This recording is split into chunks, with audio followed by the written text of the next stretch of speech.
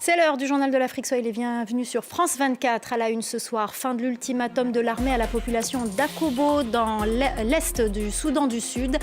Ils avaient 72 heures pour quitter les lieux avant un assaut sur cette localité contrôlée par l'opposition. La correspondance régionale dès le début de ce journal. Les supporters sénégalais condamnés après la finale de la Coupe d'Afrique des Nations pour hooliganisme de nouveau devant la justice. L'audience a été fixée au 16 mars. À la surprise générale, le parquet marocain et la partie civile ont fait appel. Les familles des 18 supporters sont sous le choc. Nous serons à Dakar dans ce journal. Et on vous propose une fin de journal haute en couleurs. La maison de mode ivoirienne Olivia Perez était présente à Paris pour la Fashion Week et y a présenté sa nouvelle collection. Nous serons avec Sophie Chaube-Vincent, la fondatrice de la maison. Elle est notre invitée ce soir. Au Soudan du Sud, l'ultimatum de l'armée à la population de la ville d'Akobo, dans l'est du pays, a expiré. C'était le signe d'un assaut imminent sur cette localité contrôlée par l'opposition. La correspondance régionale de Bastien Renouille. Près de 250 000 personnes vivent dans la ville d'Akobo, selon les Nations Unies, et une majeure partie de la population a déjà fui en direction de l'Éthiopie voisine. Akobo est une ville frontalière, il suffit de traverser une rivière afin de se réfugier en lieu sûr. Alors, l'attaque sur la ville a-t-elle commencé? Impossible de vous le dire à l'heure actuelle, cela ne m'a pas été confirmé. En revanche, au cours du week-end, les forces armées se sont rapprochées de cette ville et il y a eu des escarmouches avec les groupes rebelles qu'ils combattent, des groupes rebelles qui sont alliés à Riek Machar, l'ancien vice-président du pays, qui est en ce moment jugé à Djouba, la capitale. Alors, l'ONU condamne fermement les déplacements forcés de population. Selon les Nations Unies, il y a eu des centaines de morts chez les populations civiles dans la région au cours des dernières semaines. Et l'ONU affirme également que l'armée détruit et empoisonne les sources d'eau qu'utilise la population pour pouvoir s'abreuver. L'armée a également demandé aux ONG de quitter la région. C'est ce qu'a notamment dû faire l'ONG Médecins sans frontières. Ceux qui sont toujours dans la ville, la population n'ont plus accès aux soins à l'heure actuelle. Et l'armée a également demandé aux casques bleus de l'ONU de quitter la zone. Impossible, a affirmé l'ONU. Les casques bleus doivent rester pour pouvoir protéger la population civile, notamment s'il y a des combats dans la ville. Au cours de la dernière décennie, de très nombreux civils ont trouvé refuge dans des bases des Nations Unies partout sur le territoire, alors que la guerre civile faisait rage entre d'un côté l'armée et de l'autre côté des forces rebelles. Dans la région éthiopienne du Tigré, ravagée par 2 ans de guerre en 2020, la peur d'un nouveau conflit plane sur les populations. Depuis plusieurs semaines, des centaines de personnes fuient la région chaque jour, alors que les troupes fédérales continuent de s'amasser à la frontière. Le récit de Laurent Berstécher. Une fois la nuit tombée, des dizaines de jeunes Éthiopiens se réunissent à l'arrêt de bus de Mekele pour tenter de fuir la ville. Le lendemain, dans les rues quasi désertes de la capitale de l'État du Tigré, les habitants font part de leurs inquiétudes face à la perspective d'une nouvelle guerre civile. Je ne sais pas avec certitude si la guerre va éclater, mais d'après ce que j'entends, je pense qu'elle est inévitable. On se sent très proche du désastre. Depuis plusieurs semaines, les forces fédérales éthiopiennes s'amassent à la frontière avec cette région du Nord. En face des troupes loyales au TPLF, le Front de libération du Tigré sont également mobilisés, menaçant de replonger le pays dans la violence, plus de 3 ans après la signature de l'accord de Pretoria qui avait mis fin à la guerre civile. En janvier, des affrontements sporadiques entre l'armée et le TPLF ont éclaté près de la ville de Chercher, située à une dizaine de kilomètres seulement de la colline où sont massées les troupes fédérales. Ici, les habitants, encore traumatisés par la dernière guerre, vivent dans la peur constante d'un nouveau massacre. En 2020, beaucoup de gens sont morts. Pas seulement ceux qui sont partis combattre. Les civils qui sont restés sur place ont également été tués. C'est pourquoi les gens essaient de fuir aujourd'hui. Accusé par le TPLF de vouloir la guerre à tout prix, le Premier ministre Abiy Ahmed assure vouloir privilégier le dialogue et dénonce l'entêtement des autorités tigréennes. Des accusations mutuelles qui ne sont pas sans rappeler le précédent conflit, qui avait fait plus de 600 000 morts, selon les estimations les plus basses. Le nouvel homme fort de Madagascar, le colonel Michael Randjanirin, a annoncé la suspension du gouvernement et la nomination prochaine d'un nouveau Premier ministre dans un communiqué de la présidence daté de lundi. La présidence n'a fourni aucune explication concernant la décision de démettre le Premier ministre nommé il y a moins de 5 mois. La stupeur au Sénégal dans l'affaire des supporters condamnés après la finale de la Coupe d'Afrique des Nations pour hooliganisme. Ils vont devoir repasser devant le tribunal à Rabat. Le parquet et la partie civile marocaine ont fait appel de la décision rendue en première instance. Une nouvelle audience a été fixée le 16 mars prochain. Les familles espéraient pourtant une grâce du roi. La correspondance à Dakar d'Eli Mandao.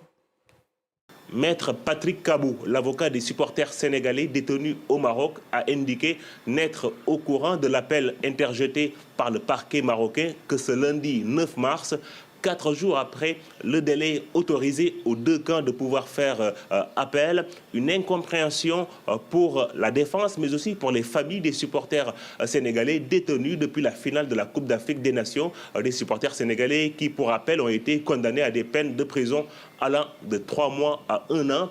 Et les familles des supporters sénégalais espéraient une issue diplomatique ou encore une grâce du roi. Il n'en est rien pour le moment, car les supporters sénégalais feront de nouveau face au juge le 16 mars pour une audience en appel, réexaminant le verdict prononcé le 19 février. La maison de mode ivoirienne Olivia Pérez vient de présenter sa collection à l'occasion de la Fashion Week de Paris. Sophia Chaupe-Vincent, la fondatrice de la maison, est notre invitée ce soir. Bonsoir Sophia. Bonsoir Chaupe-Vincent, merci beaucoup d'être avec nous sur ce plateau.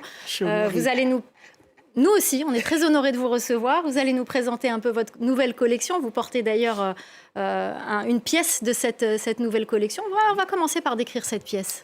Alors donc, oui, merci beaucoup. Donc, le nom de la collection, c'est Pont et Connexion. Donc, on connecte vraiment l'Afrique à l'Europe. Comment ? En faisant déjà vos modèles, vos patronages, mais avec nos matières, comme le raffia que j'ai ici sur cette veste. On utilise beaucoup de matières nobles, de matières anciennes, de matières ancestrales, comme le raffia, comme les pagnes tissés africains, et également comme les boutons qu'on a ici. Si vous regardez. Alors, aucun ne ressemble à l'autre. Ils sont tous différents. C'est ça, exactement. Donc, c'est ce qui montre vraiment ce côté africain, ancestral, ivoirien, qu'on n'a pas du tout envie de perdre et qu'on a envie de partager aussi. C'est ça le mot connexion. Alors, vous avez présenté une collection très colorée. Vous en avez assez du noir, en fait. C'est ça, exactement. Je remarque que tout le monde est en noir, c'est facile. Mais bon, avec une petite touche de couleur, ça redonne du peps, ça donne envie de vivre. Alors justement, je vais porter une de vos pièces très colorées, qui est un petit point. Aussi, c'est une cape. Je vais essayer de la mettre, voilà, comme ça. C'est ça, Myriam. Ça sera vu par les téléspectateurs et vous voyez justement, c'est la présence de ces couleurs. On a aussi des vestes comme celle-ci, c'est ça, avec des strass et beaucoup de couleurs. Et celle-ci, comment vous la décririez ? Alors, ça, c'est la veste patch parce que les pagnes qui ont été utilisées pour faire ce patch viennent de plusieurs régions et même de la sous-région de la Côte d'Ivoire. Donc, le fait de mélanger ces pagnes nous rassemble, nous unit et montre que la mode peut être très diversifiée et aussi étendue à pratiquement tous les pays.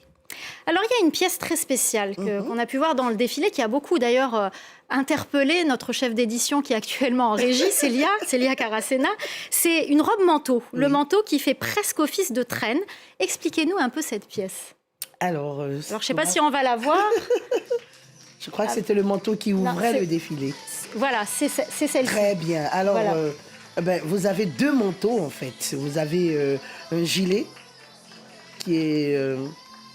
Voilà, un gilet, plus une deuxième veste dessus, avec un très beau pantalon, et zippé par le bas. Donc, le jour que je n'ai pas envie... on peut retirer, alors. C'est zippé par le bas. Exactement.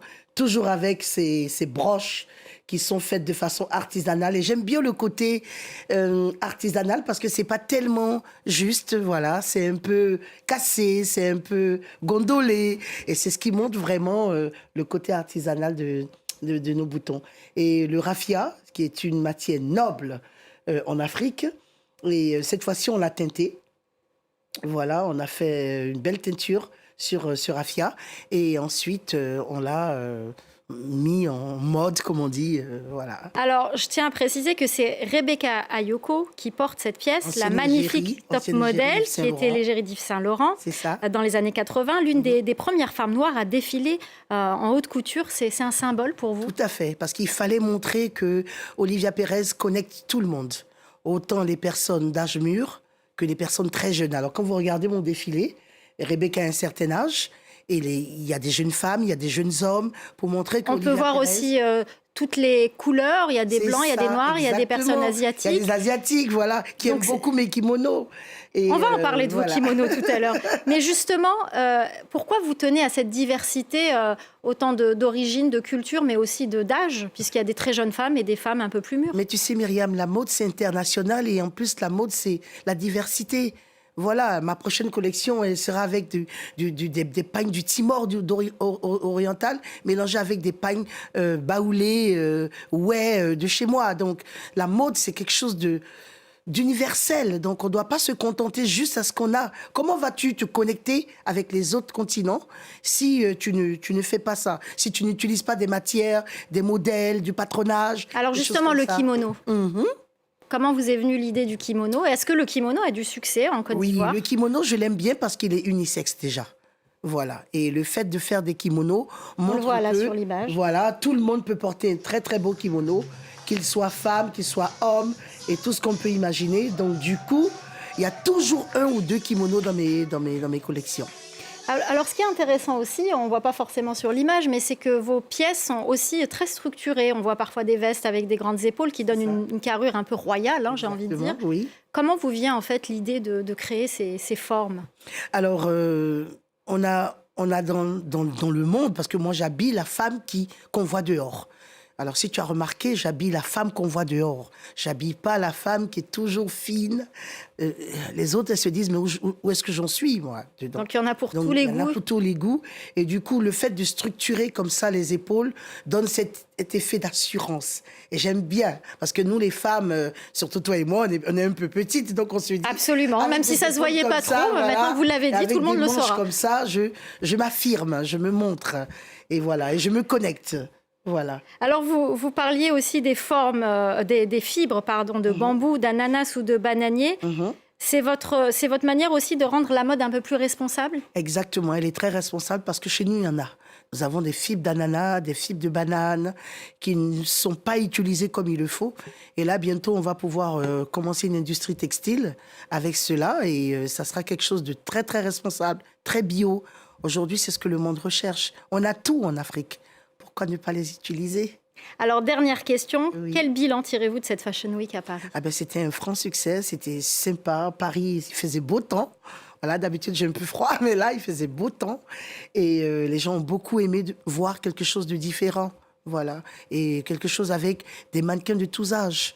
Des anciennes générations qui se connectent aux nouvelles générations. L'Afrique qui se connecte à l'Europe. Et voilà, les gens étaient très contents, les gens ont beaucoup aimé. Alors, très, très rapidement, une dernière question. Est-ce qu'il y a une boutique qui va prochainement ouvrir à Paris, une boutique Olivia Pérez? Oui, on y pense, voilà. C'est clair qu'on y pense. Mais on peut déjà trouver nos vêtements à Paris avec l'adresse qu'on laissera. Donc, oui, on y pense sérieusement. J'aime tout ce qui est coloré. Merci infiniment, Sophia Chaup-Vincent. Merci, fondatrice de la maison Olivia Pérez. Merci d'avoir répondu à nos questions. Merci, Myriam. Et merci d'être venue nous parler de votre art. Merci beaucoup. C'est la fin du Journal de l'Afrique. Restez avec nous, l'info continue sur France 24.